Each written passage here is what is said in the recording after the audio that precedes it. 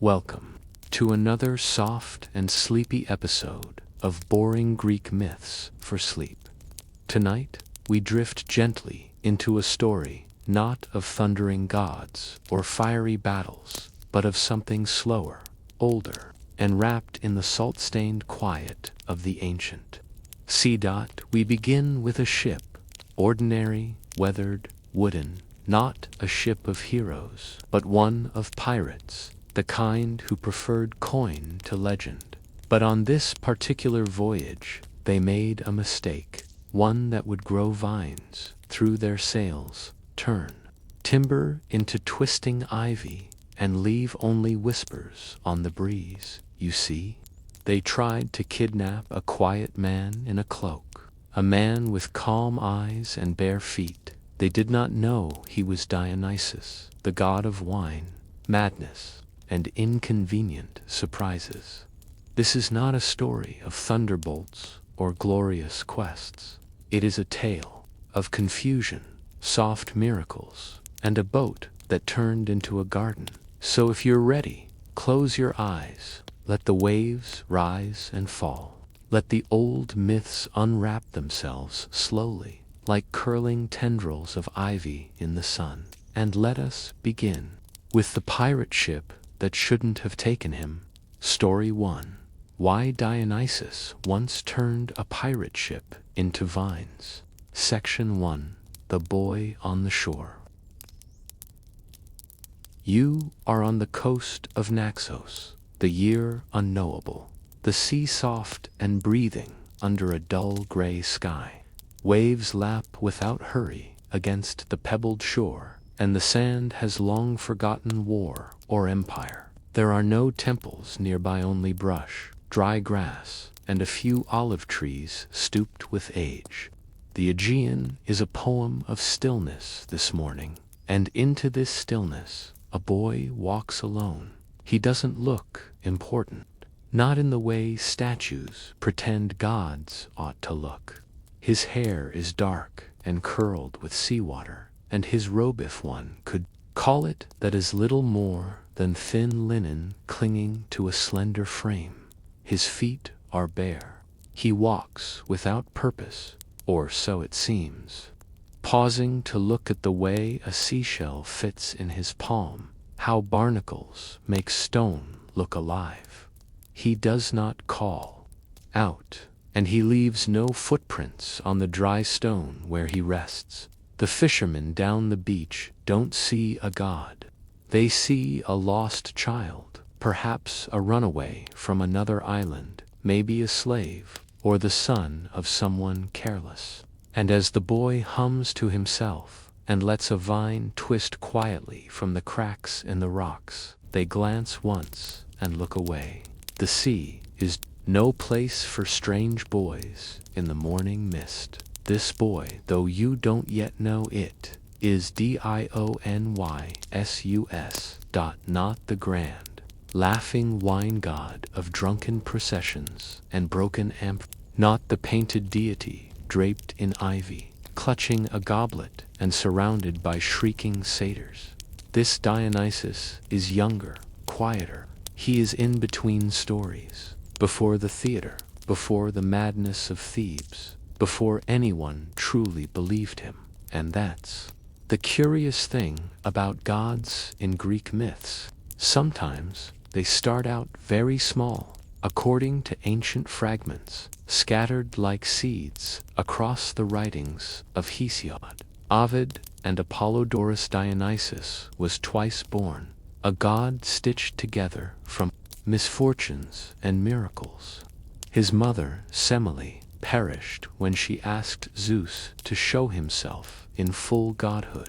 She burned into memory, and from her ashes Zeus took their unborn child and hid him in his thigh until the time came to be born again. A strange beginning, and perhaps a lonely one. Dionysus was carried away and raised in secret. Some say in a cave on Mount Nysa.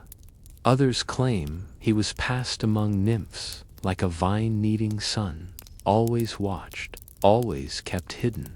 But at some point, young divine, half aware of his own godhood, he wandered alone, or chose to be alone, or pretended to be alone, because that's how gods learn what mortals truly are. So it was that he came to Naxos, unannounced and unguarded. In ancient Greek belief, the line between mortal and god was never fixed. Gods could look like beggars, or kings, or small boys with tangled hair and quiet humming voices. This was the test, repeated across many tales. If you helped the stranger, you earned divine favor. If you mocked, stole, or struck, the gods remembered. Dionysus waited on the beach, watching as a small ship pulled close to shore. Its sails were patched, its hull dark from long travel. Pirates, likely though not the romantic kind. In antiquity, piracy was a profession of desperation, not glamour. These men, lean and sunburnt, were merchants turned opportunists. They looked for easy catches, easy coin, a boy alone on a shore. That was easier than olives in harvest. They shouted to him in Doric Greek, asked him where he was from. Dionysus did not answer. One of them laughed and called to bring him aboard. A gift, they said, a curiosity to sell. They lowered a skiff. The boy didn't run. You might imagine now the sea curling a little differently, a breeze that wasn't there before, perhaps a faint sweetness in the air, like crushed grapes. But no one aboard that ship noticed, or if they did, they thought it nothing. Sailors live with smells they can't name, and so they took him. In myths, this part is always strangely quiet, the moment when mortals mistake the sacred for something they can own. There were rules in ancient seafaring life, offerings before departure, rituals before shore, salted bread, a coin for Poseidon. But these men offered nothing. They laughed as the boy sat, silent on the deck, the ropes creaking gently around him. Someone gave him a cloak mockingly to large and someone else joked that they'd sell him in Lydia, or perhaps to a spice merchant near Rhodes. But the boy only stared at the mast. Later, traditions would say that even the wood began to twist under his gaze, because you see, Dionysus is not only a god of wine, he is a god of transformation, of things growing where they shouldn't, of joy that trembles just a little too close to madness. He is the patron of blurred lines between the civilized and the wild, the mask and the face beneath it, between man and God. And here on this creaking vessel, with its crew of careless men and stolen ambition, something began to stir. The sail flapped louder than the wind allowed. The deck seemed darker than clouds could cast. And then came the sound. At first, like dripping in, till the crew noticed the smell. Grapes. From nowhere, wine had begun to bleed down the mast. The ropes hissed as if alive. Ivy crept from the boards. One sailor swore he saw leaves where there were none. Another dropped his knife, its hilt tangled in fresh tendrils. And still the boy said nothing.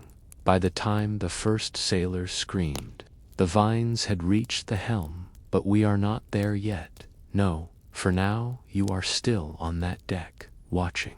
The sea no longer calm, but quiet in a new way, as if holding its breath.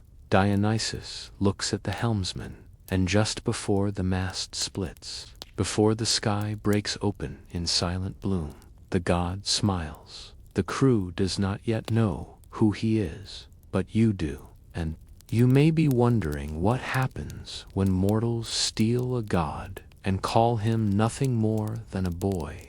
Section 2. The Pirates Who Forgot Their Gods. You are still aboard the ship, now not a real ship anymore, but something that once was a ship. The sea is too calm, the air too thick with ripened sweetness. The mast should have groaned under the weight of its sails, yet it is silent, because vines have begun to curl around the wood like serpents resting in mid-story. The pirates' hard men, sun-wrinkled and salt-stained, stand, frozen. You can imagine the crunch of dried wood under their sandals, the flick of a knife drawn too late. One of them whispers an oath to Poseidon, but no offering had been made this morning. The gods have long memories, but no patience when ignored. It started slowly, a tendril here, a leaf there, green where there should be none. One sailor had tried to kick it, only to find his foot caught in something that wasn't rope. It wasn't aggressive, not yet, but it was insistent. By now, Ivy had crawled across the railings and up the mast like time sped up, and from the center of the deck the boy watched. The pirates did not yet know his name, but names held power, and so silence had its own gravity. The helmsman, older than the rest, finally shouted, "Cut the lines." But the ropes no longer felt like lines. They squirmed when touched, like they disliked being handled. The rudder creaked once, then cracked, not from storm or strain, but from within, and all the while a smell thickened in the air, heady, rich, like autumn pressed into a chalice. Wine, not the thin, sour wine kept in old ampry, but something darker, stronger, wild. In another life, in another tale, this might have been a blessing. Dionysus, the bringer of joy, the one of the vintage, the god who taught mortals the vine's secrets, who gave ecstasy as a gift and as a warning. But joy offered to the unprepared is more curse than grace. And now, on a ship of careless men, that curse had bloomed. The pirates still didn't understand. One grabbed the boy by the shoulder. "What are you?" he spat, shaking him. But the boy's eyes glowed not with fire, not with wrath, but with a sort of amused sadness, as if he had asked that question of himself for centuries. "What am I?" he murmured. "I am the one who forgets, and the one who makes others forget themselves." Before the man could ask what that meant, the vines surged. Not violently, not in a monstrous lunge, simply, thoroughly.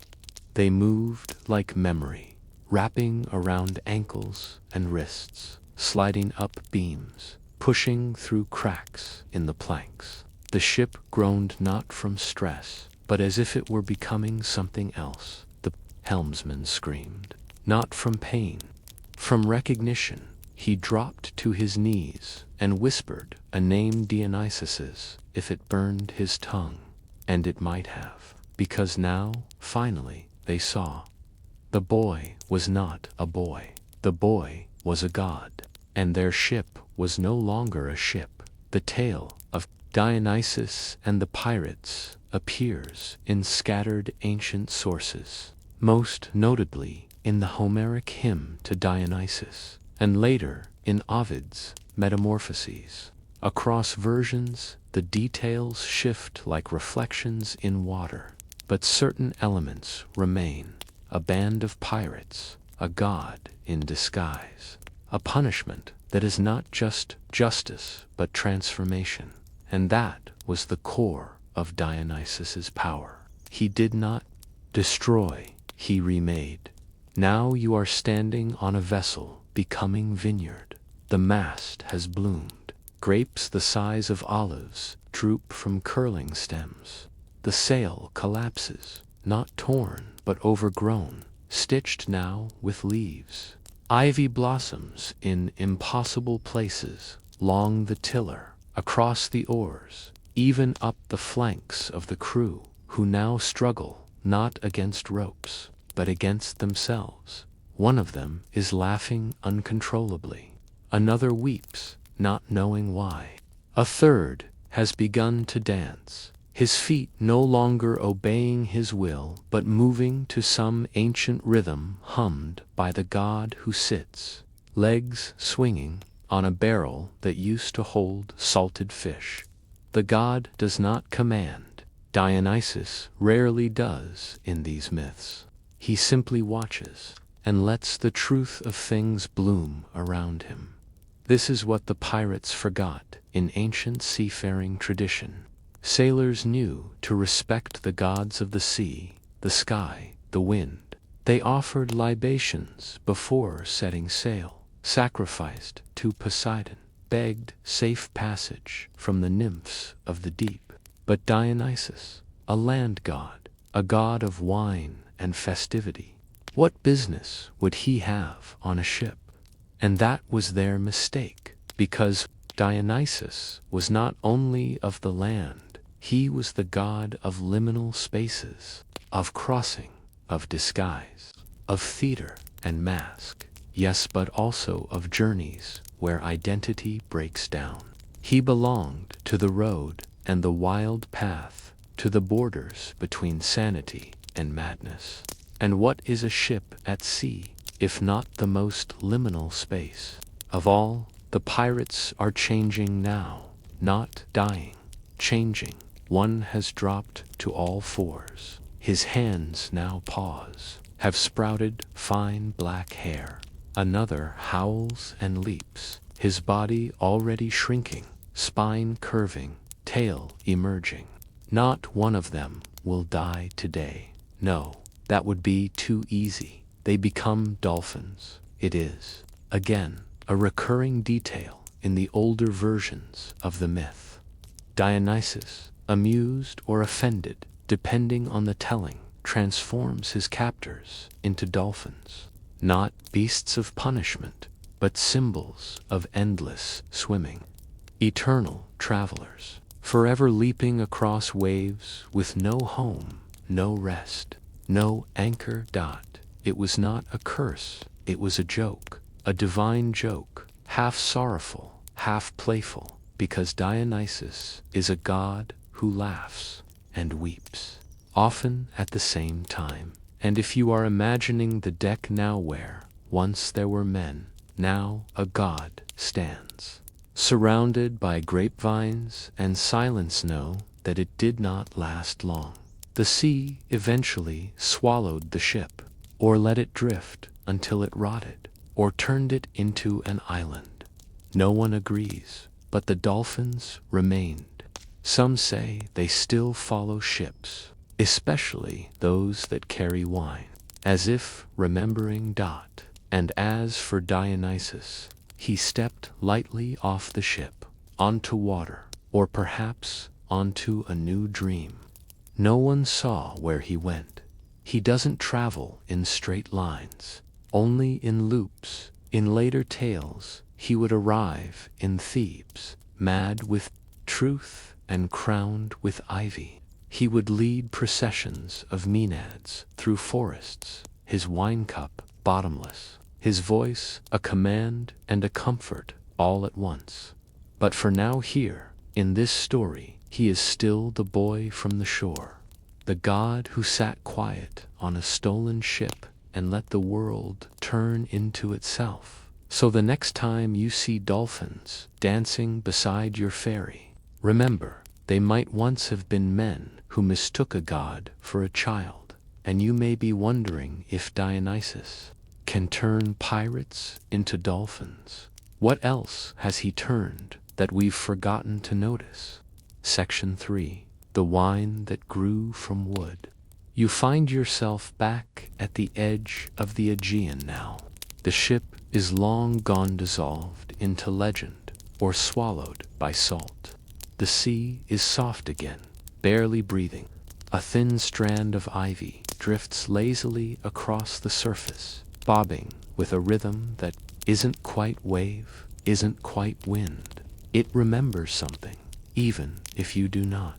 And Dionysus, he is not here, or perhaps he is. The god is not fond of entrances. He arrives when stories crack open, when identity blurs, when masks slip, when the line between man and beast, joy and madness, cup and flood, begins to shimmer like oil on water. That ship, the one-turned vineyard, is remembered in art more than in record, painted on pottery, scratched into marble, embroidered along the hems of forgotten robes. And always the same image, a boy or a god on the deck of a ship, watching vines grow, while dolphins leap where men once stood. But myths are not only preserved in paintings, they linger in customs, too. In the way sailors pour out a few drops of wine before a journey. In the way festivals begin with a single cup passed in silence. In the curious fear that comes when one drinks too much and laughs too hard, because behind joy there is always something ancient watching. Dionysus, you see, is not a tame god. He is a god of thresholds, of entrances and exits, of the moment.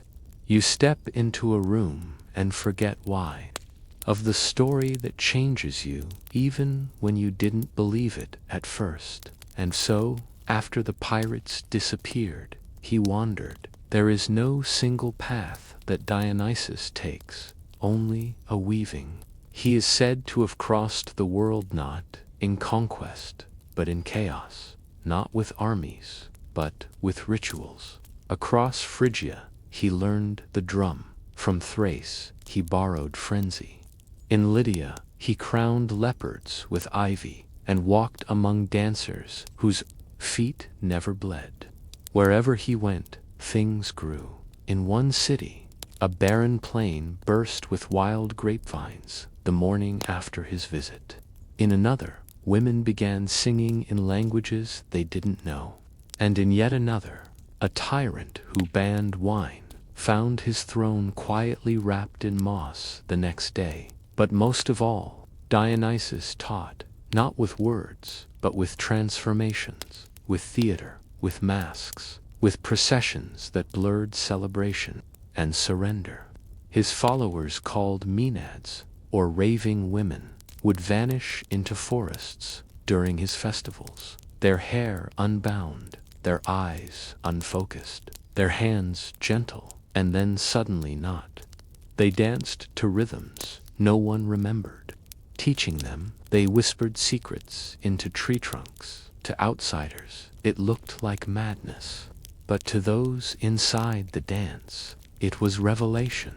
It was Dionysus. You might wonder how a story of pirates and dolphins became a symbol of divine mystery. It has to do with how the Greeks viewed divinity. Gods were not always exalted. They were feared, adored, pitied, mocked, and most importantly, experienced. Dionysus was one of the few gods who came to you. You did not need a temple to find him. A cup would do, a drumbeat, a procession at dusk with strangers who smelled of myrrh and smoke. He was the divine disguised as the mundane, a reminder that the sacred might show up barefoot and quiet, asking for water and offering wine. And so the story endured. Later, poets cleaned it up, said the pirates mistook him for a prince and meant to ransom him. Others claimed he conjured a bear on board, or a lion, before the vines took over. One version adds a flute. Another ends with only one man spared, the one who tried to stop the others. But the core always remains. Mortals saw only a boy and failed to recognize the god. It is a warning, but not the kind you shout. It is the kind you murmur after a second glass of wine, looking into a fire that flickers just a little too much. In Athens, the story was told during the Anthesteria, a springtime festival of wine, rebirth, and the spirits of the dead. On the second night, the god's marriage to a mortal woman was reenacted in hushed tones. A sacred jug was opened. Everyone drank in silence, and the city paused, as if the vines were listening. Some scholars believe the pirate ship myth was once performed in these festivals. A ritual play, a slow dance of mistaken identity, of vines creeping across the stage, of wooden masks and laughter that turned slightly sharp. It reminded the audience that gods could punish, yes, but, more importantly, that they could reveal. For Dionysus did not destroy the pirates. He gave them another form.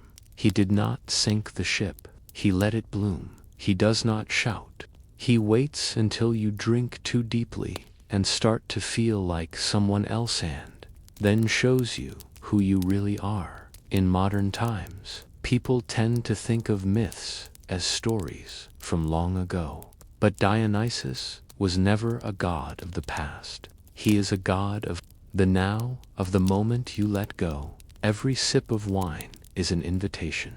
Every carnival mask, a whisper.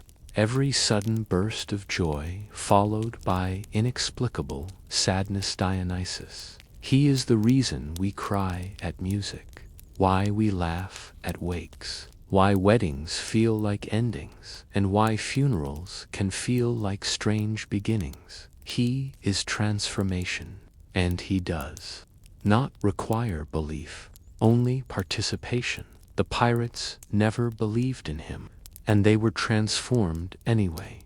You are standing now on a deck, but somewhere between the waves and the wind, between the story and its meaning, and maybe, just maybe, you wonder, if you had been on that ship, would you have recognized the god, or would you have tried to sell him to? When would the vines have grown just as fast? Story 2. Boring history for sleep. The candle that burned for a year in the emperor's tomb. You are deep underground, now not buried, but sealed. Somewhere beneath the lowest soil of Shanxi province, China, far from noise and time. The air here is still, utterly still. You can almost hear the weight of centuries pressing downward.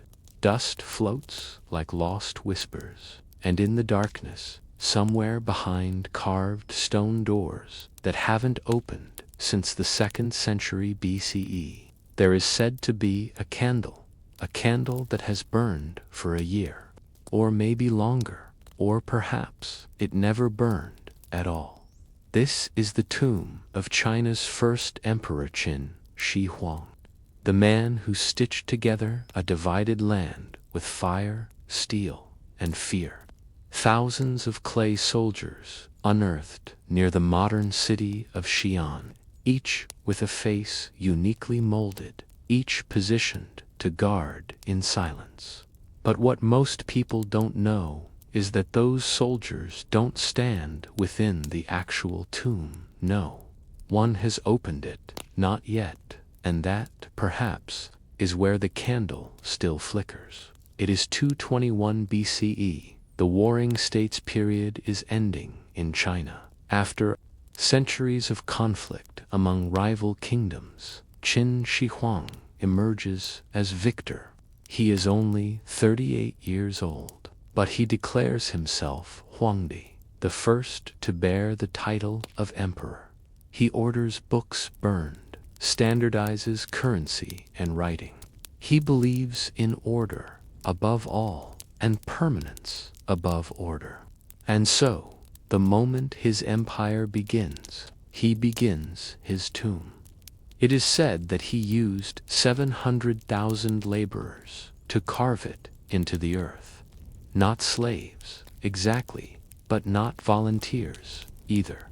Artisans, potters, soldiers, engineers. They dug into the clarage, earth near Mount Li, where the soil is soft but heavy, ideal for shaping and concealing.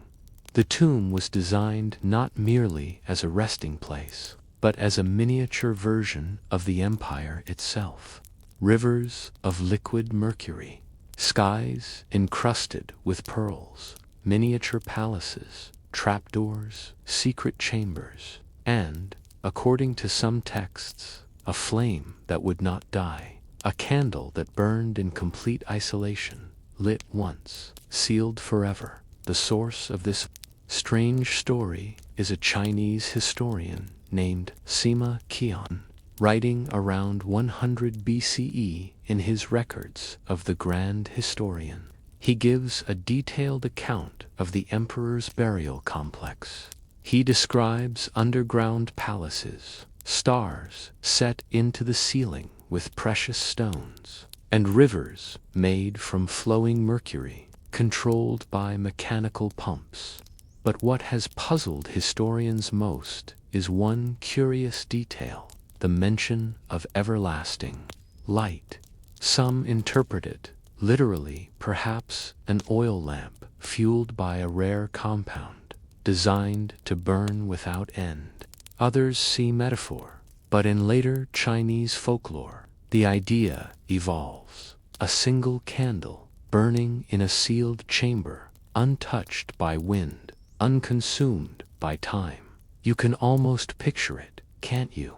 Lacquered walls painted with constellations, its smoke curling up, unnoticed, in a world without air. A candle that watches time die slowly. But is it possible? You might be wondering about science now, about chemistry.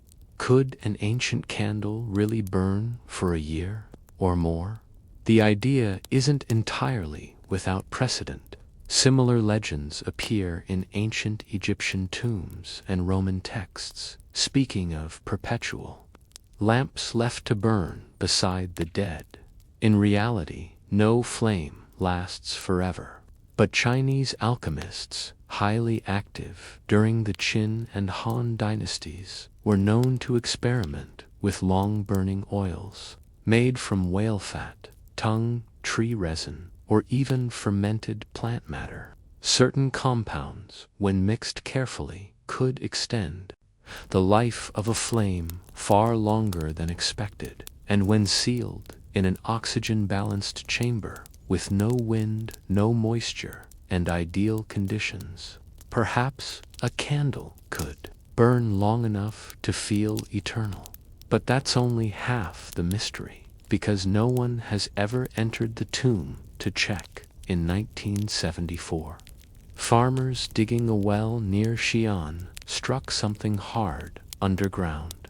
What they uncovered was the edge of the terracotta army, the life-sized guards arranged in corridors, still standing in military formation. Archaeologists unearthed more than 8,000 soldiers, hundreds of horses, bronze, chariots, and weapons still sharp after 2 millennia. But the central tomb, the emperor's chamber, remains sealed. Why? Partly out of caution. The tomb, according to ground-penetrating radar and historical accounts, contains enormous amounts of mercury. Soil tests around the burial mound reveal levels far above normal. The dangers of excavation are real.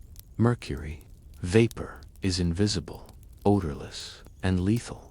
And partly, perhaps because the Chinese government believes the technology to safely open the tomb does not yet exist. The moment you open something so sealed, you expose it to oxygen, bacteria, moisture. You lose whatever was preserved by stillness. Paint fades, wood crumbles, candles, if they ever existed, would vanish into soot. And yet the legend remains that somewhere in that dark chamber, a candle still glows or burned for longer than any should. You stand now only in imagination. At the entrance to that unopened room, the air is dry, electric, with silence. It has been over 2,200 years since anyone set foot inside.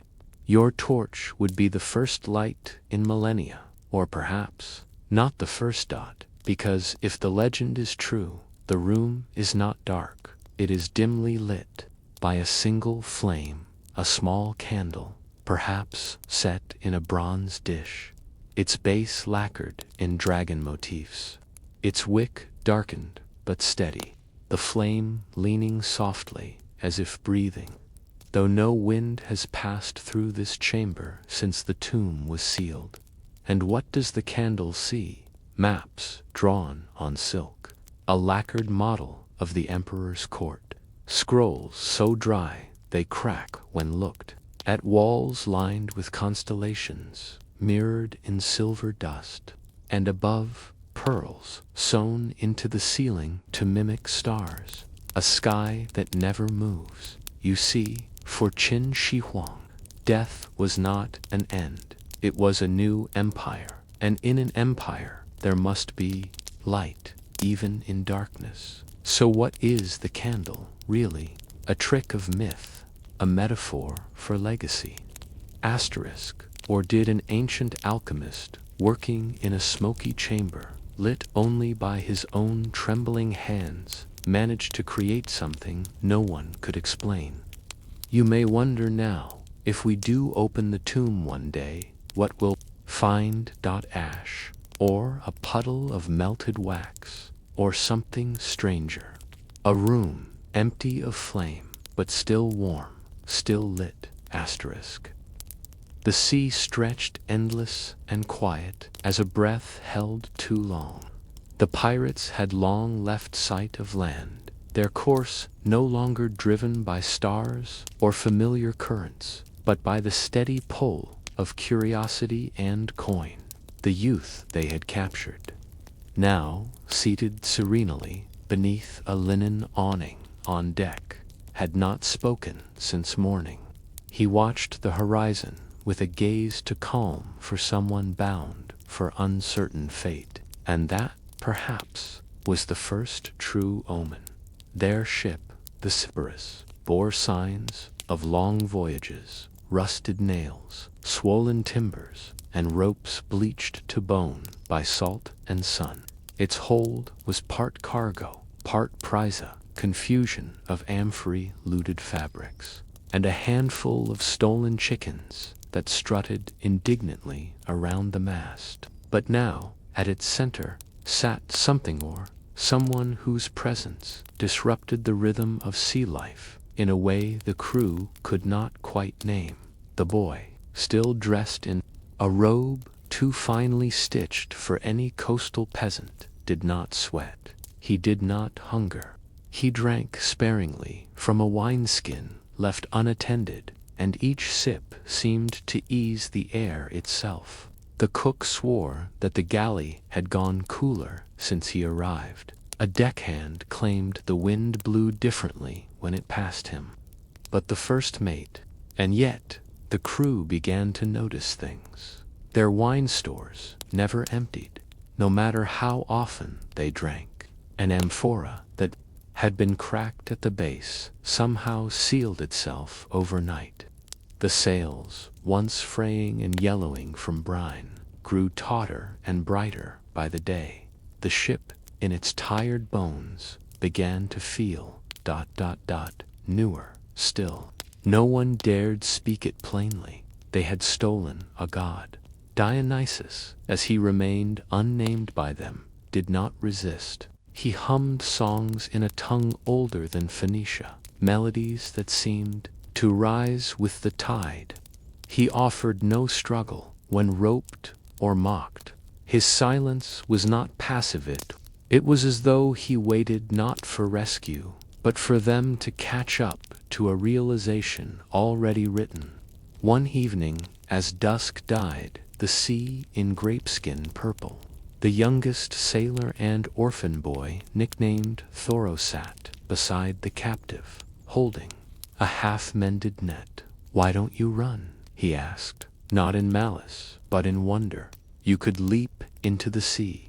You're not chained." The youth looked at him, then at the net.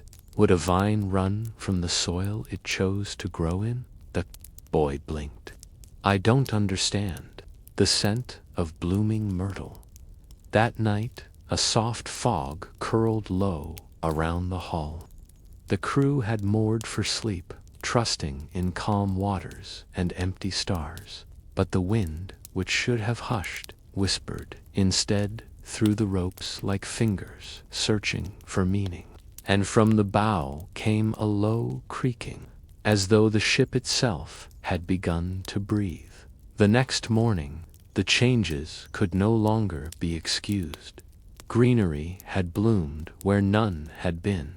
Vines wrapped around the base of the mast, bearing heavy. The rudder dripped with resin that smelled of sweet oak and honeyed bark. And the youth sat at the prow, now untethered, sipping wine from a chalice that shimmered though no one had seen him craft it. The captain, old Ferex, half blind but stubborn, confronted him. "You've cursed this ship," he said, sword drawn, though he held it as one might hold a forgotten oath. The god rose slowly. "You cursed it when you mistook me for a prize." Lightning crackled not from the sky, but from the waves. The sea turned mirror black. The ship halted though no anchor had been thrown. Then came the transformation. It did not happen in a single strike or sudden flash, but with the slow certainty of root pressing through stone. The wooden deck beneath their feet softened into vine carpet. Oars split into branches. Sails flapped. Once, twice, and became leaves, vast and green and full of life. The mast flowered, pouring down blossoms like confetti from a forgotten festival. The pirates cried out, but their voices were swallowed by birdsong. The sudden appearance of doves and swallows filling the rigging and the crew. Each man, as he ran, as he cursed, as he reached for rope or weapon or transformed, their limbs twisted with bark, their cries softened into rustles.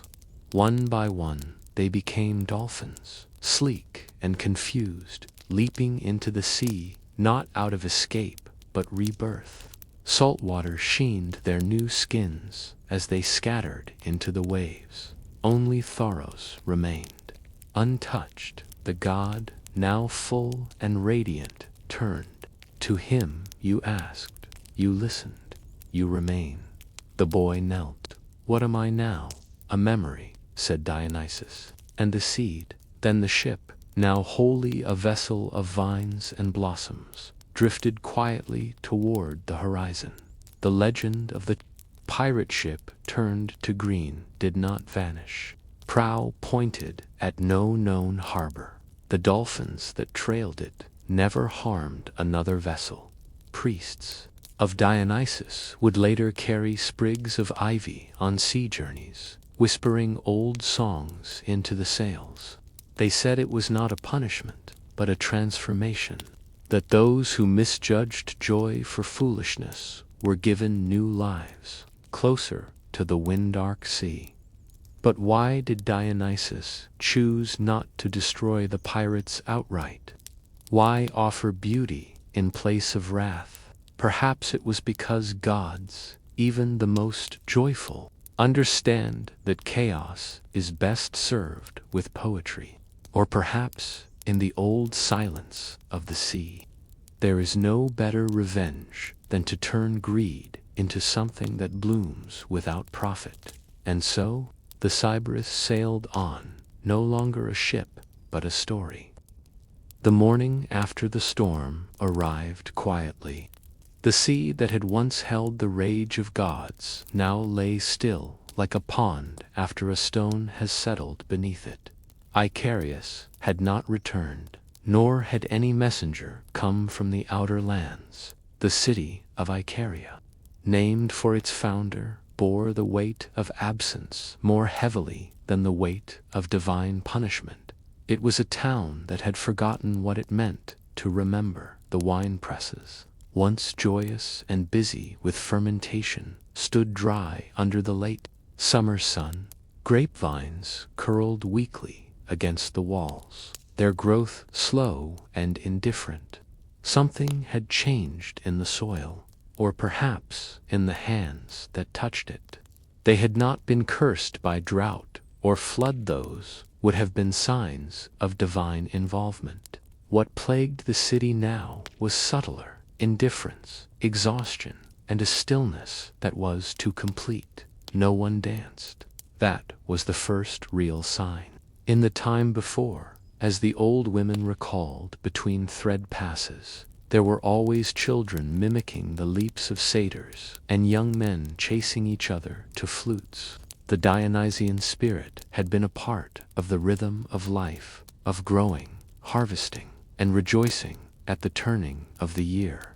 But now the town moved from duty to duty, fulfilling rituals out of memory rather than belief. When spring returned, a small group attempted to reenact the Dionysian rites. They did so cautiously, unsure whether their gestures would summon joy or judgment. The women held up ivy crowns. A lyre was strung and plucked. A goatskin was worn clumsily by a young man with no memory of the proper chant. But when the performance began, no one laughed, no one danced, and no one wept. Even the wine had changed. What once loosened tongues and stirred old songs now left the drinkers dulled and tired.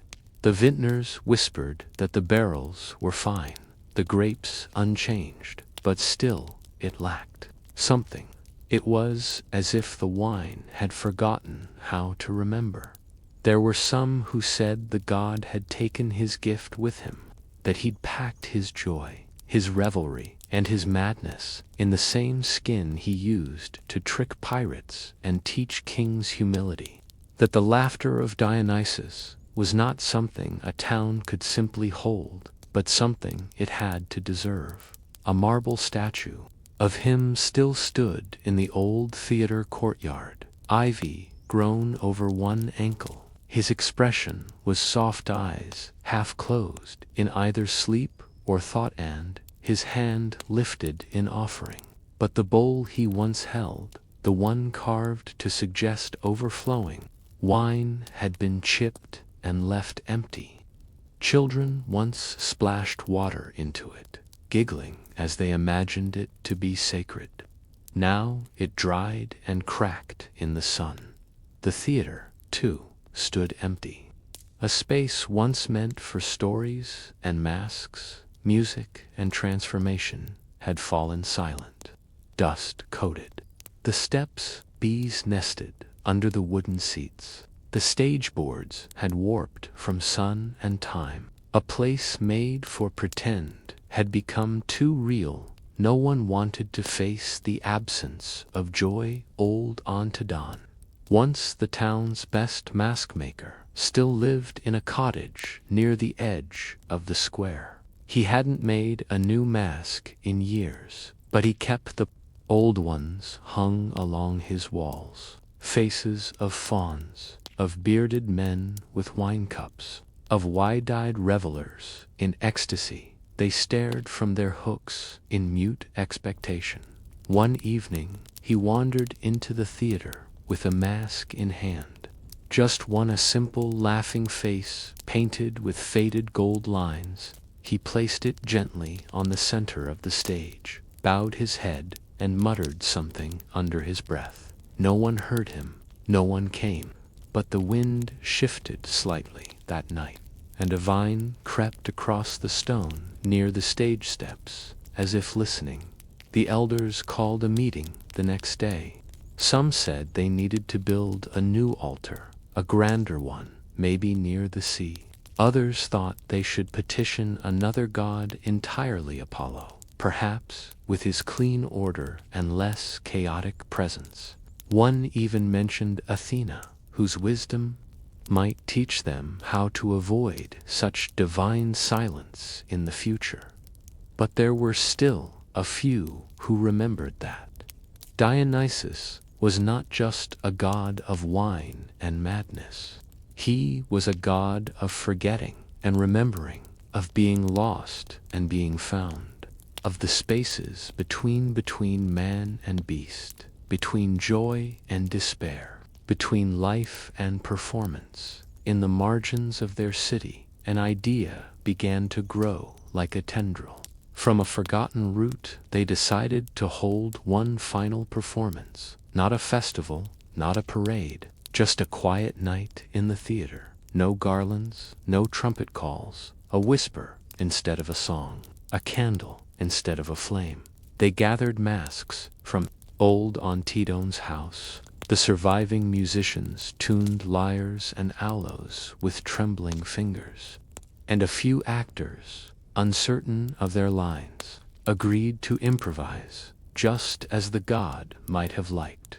As the sun dipped below the ridge, the people of Icaria took their places. The stage was bare, save for a single vine that had curled up from the corner as though waiting. The story they chose to tell was the simplest one, a tale of a stranger who brought a gift, was misunderstood, and left. They called it The Guest Who Brought the Rain. There was no chorus, only the wind. No wine, only water. Yet something happened during that performance. It wasn't grand. No thunder cracked, no light spilled from the heavens. But in the middle of the second act, an actor stumbled over a line and laughed, a real, simple laugh. The others joined in. It wasn't madness or ecstasy, just relief. Someone in the audience clapped once, then again. Soon, softly, others joined. A vine unfurled. Another leaf dot. They did not know if Dionysus had returned, but they remembered how to act like he might. That was enough. In the years to follow, the wine grew sweeter. The children danced again, not as wildly, not with the abandon of the old times, but with joy. The theater was repaired slowly, the statue cleaned, the bowl filled with water again, and sometimes, on cool spring nights, when the moon hung low and the air carried a trace of old perfume, the people of Icaria gathered to tell that story again. The one about the guest they mistook, the ship that grew vines, and the god who vanished not out of anger, but out of grief. They never again forgot how to remember, and in the hills, where wild grapevines now grew thick and untended, the wind sometimes laughed. Final reflection, the story of Dionysus. And the city that forgot him is not one of wrath, but of neglect, of what happens when we forget the very joy that sustains us. Perhaps in our own modern lives, so full of schedules, silence, and spectacles, without meaning, we, too, have empty theaters waiting for laughter. And perhaps the gods are not as far as we think. Story 4. The Sleepy Life of Elagobus. There are emperors who conquered mountains, and emperors who tamed the Senate. Then there was the boy who wore perfume instead of armor, who dined from onyx spoons, and worshipped the sun with more dedication than Jupiter himself. He was only 14 years old when Rome became his playground. You find yourself in the Roman capital, but not the stern military Rome of textbooks. This Rome feels soft, draped in silks, perfumed.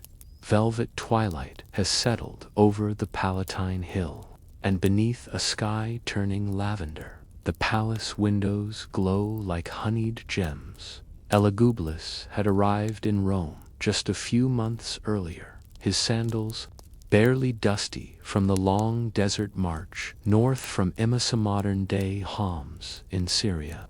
In his city, he had not been just a noble boy. He had been a priest of Elagobus, the Syrian sun, god officiating atop altars, drenched in saffron and incense, clothed in purple robes, stitched with gold thread and starlight. And he brought his god with him. His true name was Varius Avitus Bassionis, but few bothered with that mouthful. To Rome, he was Elagabusta, name of his deity, overtaking his own. He would have liked that, you suspect. After all, he saw no difference between himself and the divine. His mornings in the palace were not filled with scrolls of law or stern briefings from generals. Instead, he would rise late always, late trapped in a sheer fabric scented with rose oil. Attendants, some of whom had been brought from the east and spoke little Latin, dressed him in silken tunics, dyed impossible shades of indigo and carnelian. Gold bangles slipped onto his arms like lazy snakes, and on his head, always, some feathered thinkycock, heron, crane. He adored feathers.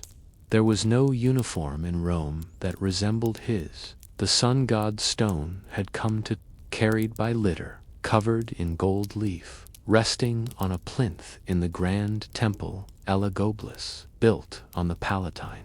Some said it was only a meteorite, but to the boy emperor, it was the sun made solid. Each morning, he would worship the stone before speaking to his advisors, not the other way around. Senators began to murmur. At first, the Senate had tried to mold him. Perhaps he would grow into a suitable Augustus, they whispered to one another. A quiet boy, easily guided by his grandmother, Julia Meseth, the real orchestrator of his rise. She had secured his throne with bribes, rumors of divine heritage, and a well-placed lie that the boy was a legitimate heir to Caracalla. But Elagabalus did not grow into a mold. He giggled at speeches. He clapped at dancers brought into the Senate chamber. He redecorated the imperial throne room with cushions, fountains, and floating petals. Most days, it resembled a banquet more than a courtroom. Ambassadors who expected Roman gravitas were greeted with sugar-dusted figs and flute music.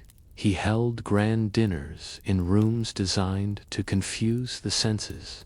The floor might be glass, revealing an aquarium of painted eels. Or the ceiling would open suddenly mid-meal, dropping rose petals so thickly that one guest reportedly suffocated beneath them. It's likely exaggerated, but that tale was whispered. In every marble corridor of Rome, feathers were used in abundance, for decoration, for fans, for napkins, and most unusually for clothing.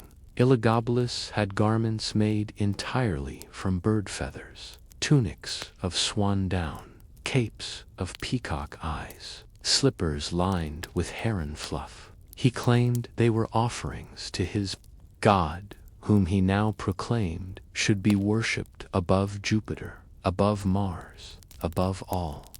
This made priests uncomfortable, and the Senate even more so. He abolished the old customs, gently at first. A small decree here, a harmless feast there. But then he began replacing Roman ceremonies with Syrian ones. Statues of Elagabalus, God appeared in temples. The Vestal virgins were made to participate in sun rituals unfamiliar to even the most liberal augurs. The city grumbled but softly. For now, the boy emperor did not mind. He was more interested in perfumes than politics. His personal chambers were an archive of scents: rose, myrrh, cinnamon, iris. He even experimented with imported oils from Parthia and Kush. A record notes that he spent more on perfume than any emperor before him. He had favorite spices, favorite birds, favorite dancers. One of his daily amusements was to sit beside a fountain of wine to which he would toss coins engraved with riddles. Whoever retrieved the coin and answered correctly was given a golden spoon. His spoons were famous, you see, They were carved from onyx and ivory, inlaid with tiny emeralds. He once offered an entire set to a senator for winning a poetry contest. The senator politely declined. The emperor insisted, while the empire's borders strained. Elagabalus planned banquets. Some historians scoff at these stories. They call them exaggerations from jealous chroniclers. And certainly, tales of excess are a favorite Roman pastime. But some details appear across multiple sources: the perfume-drenched halls, the eunuch court officials, the feathered vestments, the boy who thought himself divine. He also declared several men his husbands openly. This was not new to Rome, where emperors like Hadrian had wept for their male lovers. But Elagabalus took it further. He dressed in bridal veils. He demanded to be called lady. By some, he claimed he would one day bear a child. No other emperor had done this quite so boldly. And while the city muttered beneath its breath, Elagabalus floated above, unconcerned. Perhaps he truly believed he was the living avatar of the sun. One afternoon, as he rode through the city in a golden chariot pulled by white horses dressed not in a toga, but in embroidered robes from Emerson, old soldier near the forum whispered, "This is no Caesar, this is a feather." That soldier's sentiment would soon be shared by more. But for now, the boy twirled in the streets, tossed coins, danced for his god, worshipped a black stone, and asked not what Rome could give him, but how brightly he could make it shine. Before twilight fell, and yet a question remains, doesn't it? How long could a boy priest rule the world's greatest empire by sunlight, perfume, and peacock feathers? Would the empire bend to his whims forever? Or had the marble begun to crack beneath the silks? The doors to the imperial triclinium opened as if releasing the scent of a distant fable. Faint aromas of pomegranate wine and honeyed date paste wafted into the torchlit corridors. Inside, beneath ceilings painted like dusk and carpeted with silks that once shaded Arabian caravans, the teenage emperor Elagabalus reclined, draped in embroidered linen dyed a purple so deep it bordered on myth.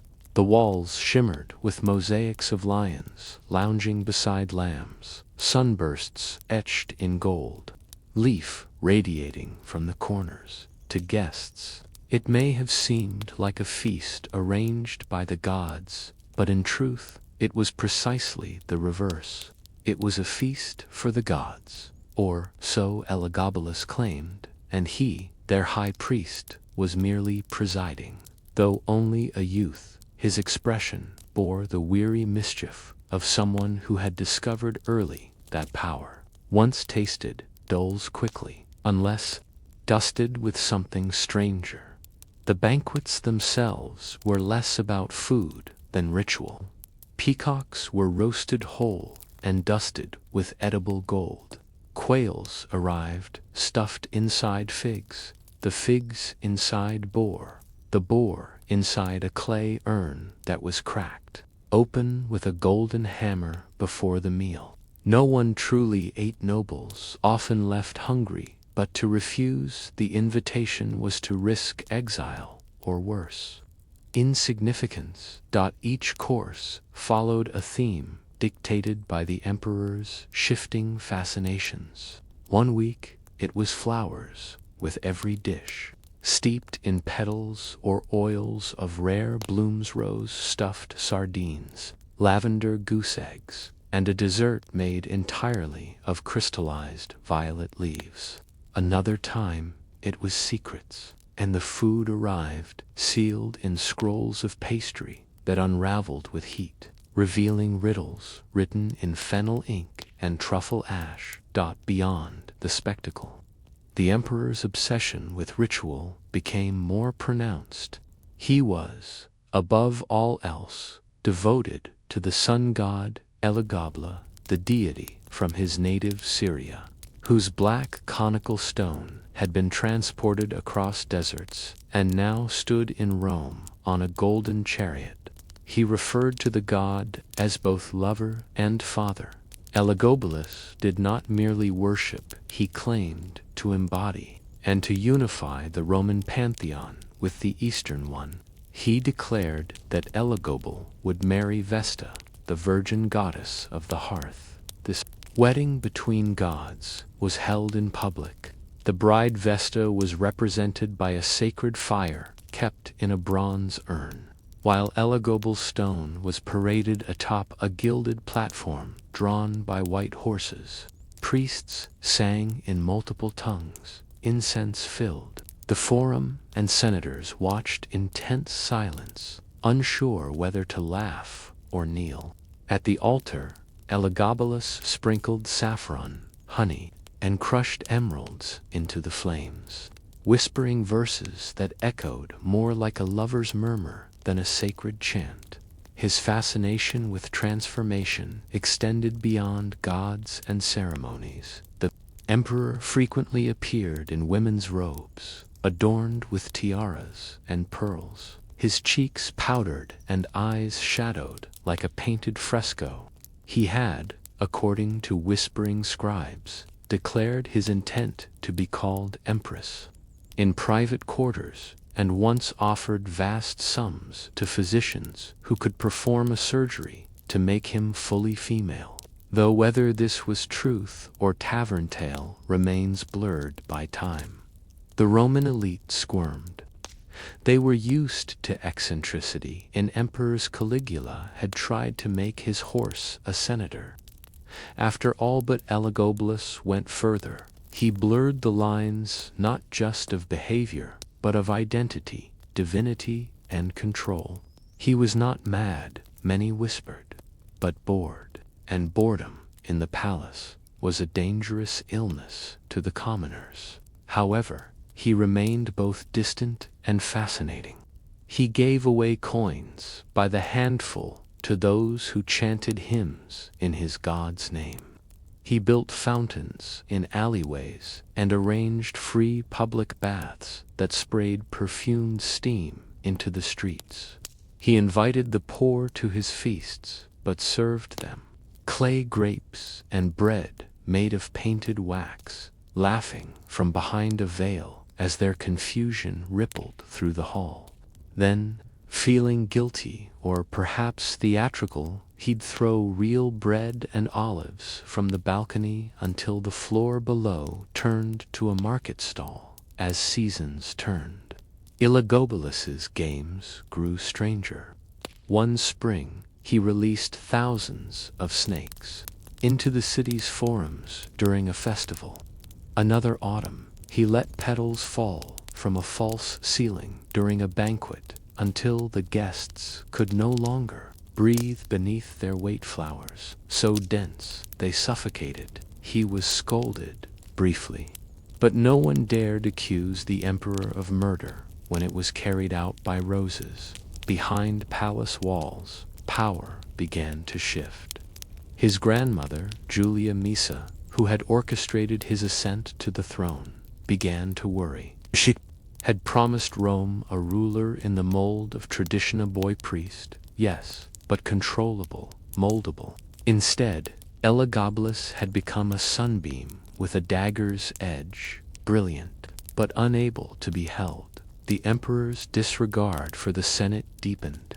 He replaced generals with dancers, magistrates with astrologers, and priests with actors. He installed a chamberlain who had once been a mime, and entrusted the empire's taxes to a eunuch who read fortunes in spilled wine. Still, he remained popular with the soldiers, at least for a time. He paid them handsomely and promised bonuses for loyalty, though many squinted when receiving coin minted not with Rome's eagle, but with the image of the black meteor stone of Elagabal. Eventually, even the guards began to shift in their loyalty. Whispers turned to plans. And all the while, Elagabalus seemed unaware, unbothered. He spent his days in scented baths, floating among rose petals, and his nights consulting with soothsayers about celestial marriages, divine dreams, and how to ensure the sun would rise just for him. It was said, though, the truth is always slipperiest at the end, one in which no temples would exist, only mirrors, that to look upon oneself would be the holiest act, a religion of reflection, of divine narcissism, a world where gods did not thunder from skies, but smiled back from bronze and still water. And yet, as the emperor's image spread through coins and statues, his presence dimmed in court. He became more myth than monarch. Fewer envoys were granted. Audience edicts grew more poetic than legal, and the empire so often defined by its roads and stone began to drift under the weight of perfume, silk, and sunset-colored wine. But Rome, as ever, waited. Its columns held still, its people counted time in shadows, and the emperor who painted reality like a fever dream would soon face the cold morning of politics, steel, and legacy. Would you like to continue to Section 3 of Story 4, The Sunset That Smelled of Frankincense? The Temple of Elagabal, gleaming atop the Palatine Hill, had never been intended to be subtle. It shimmered at all hours, its golden dome catching even the faintest gleam of moonlight, as if the structure itself refused to sleep. Here, amid garlands of peacock feathers, bowls of powdered cinnamon, and polished onyx altars, the teenage emperor held his final ambitions, not of war, reform, or conquest, but of transcendence, not a reign, but a ritual, not a policy, but a performance. The temple wasn't simply a house of worship, it was a stage. Priests in violet robes moved in choreographed silence, their sandals muffled by lavender-stuffed mats. Frankincense fog hung thick in the air, clouding the marble statues, and turning columns into silhouettes. Here, Elagabalus had arranged for his greatest achievement, Rome itself, remade in the image of the Eastern sun god, Elagabal.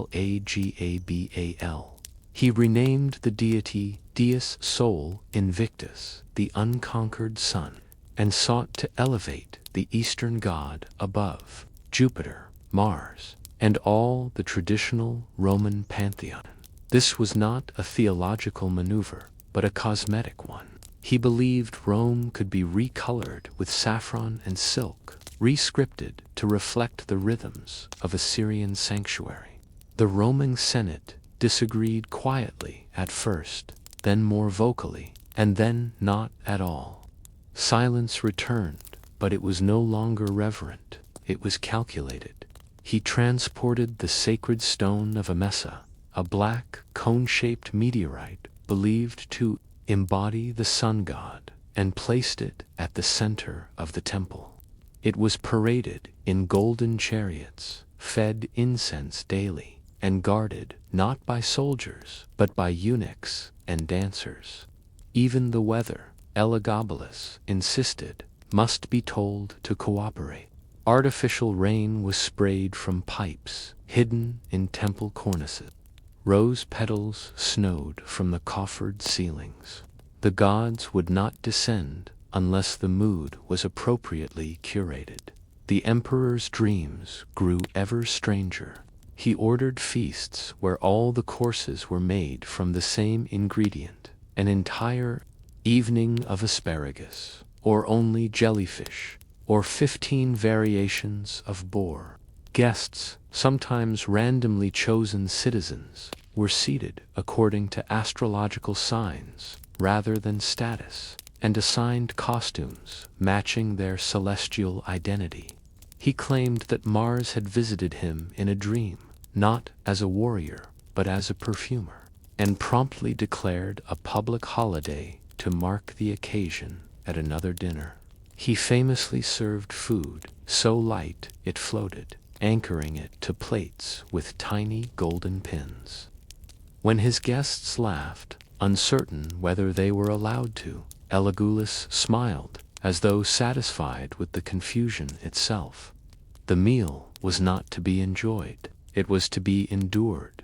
By this time his mother and grandmother, once his protectors, had begun to recede into the edges of power. Julia Misa, the grandmother who had maneuvered him onto the throne, was now frequently ill, or so she claimed. Julia Soemius, his mother, still attended his ceremonies, but with the tight-lipped calm of someone watching a fire she could no longer extinguish. The Praetorian Guard, Rome's elite body of imperial protectors, had grown weary, not of the dinners or the silks. They had learned long ago to ignore such things, but of the disregard for tradition. Elagabalus dismissed generals for being too dusty, refused to appear in military attire, and held imperial councils where the main topic was which flower petals made the best incense ash. When a senior officer objected, the emperor had him reassigned to the newly created role of patrician of perfumes. Whispers began, not in the temples or the markets, but in the barracks. Soldiers did not fear decadence, they feared instability.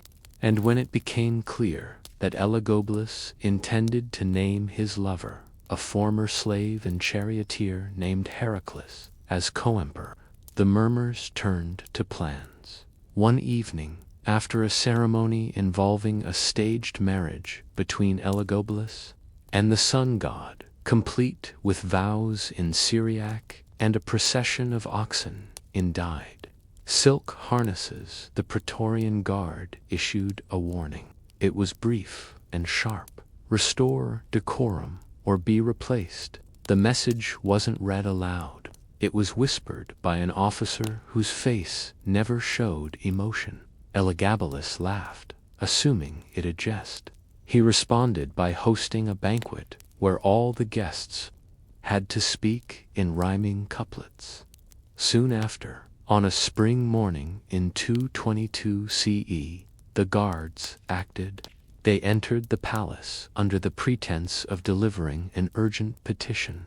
Within minutes, Elagabalus, his mother Julia Soemius, and several eunuch attendants were surrounded in the atrium. The emperor, dressed in saffron robes and humming a temple chant, made no attempt to flee.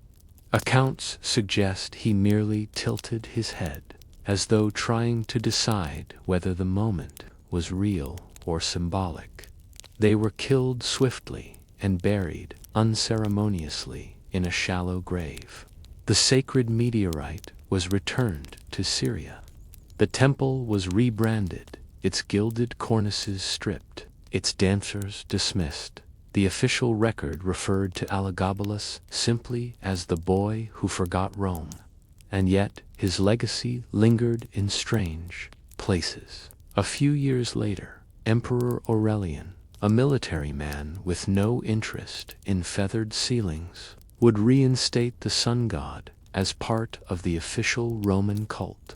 The very deity Elagabalus had tried to elevate now returned under a new name, a new temple, and a more restrained ritual. But the roots were unmistakable. His chaos had planted seeds. Even centuries later, in quiet corners of Rome, echoes of the boy emperor remained. A rose petal carved into a marble stair, a cracked tile painted with stars, and in the night sky, the myth of a child who tried to redress a civilization, not with laws or swords, but with garlands, incense, and silken dreams. Elagabalus had ruled, not like an emperor, but like a stage designer. His empire was not made to last, only to be seen. He did not fall because he changed too much, but because he changed too strangely. And yet, one might still wonder, in a world built on legions and law, was it truly madness to ask if roses could rain? And so, the ship was gone, not wrecked, not sunk, but quietly transformed into something far stranger and far more peaceful. The pirates, they were no longer pirates. The god had seen to that gently, strangely, and without lifting a single weapon. And the man in the cloak, the quiet one with the bare feet, always seen just around the corner, in the vine that blooms where no vine should. Dionysus did not roar. He didn't rage. He simply reminded the world that the gods could be unsettling in their stillness. As the last breeze passes through the sails that are now's, and the oars rest at the bottom of the sea, like old bones, we drift gently, into sleep, into soft dreams, where myths grow slowly, like vines from the sea.